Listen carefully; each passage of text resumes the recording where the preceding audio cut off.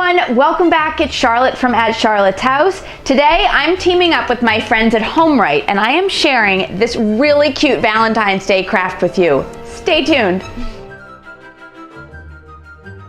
I don't use my Cricut machine all that often, but for something like this it's perfect because I essentially need to make a stencil.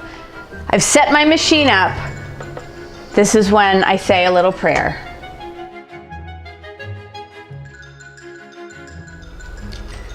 All right, I've made my stencil. I'm going to take it off of the mat. And now I'm going to peel away the part that I don't need. In order to transfer that stencil neatly onto the dish towel, I'm going to use this transfer paper. Here's my dish rag. It's very thin, soft cotton.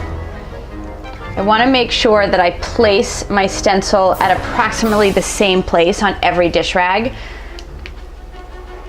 So I'm sort of eyeballing it.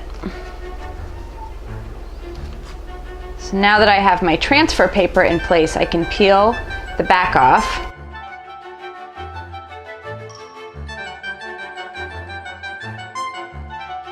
And then I can stick this on.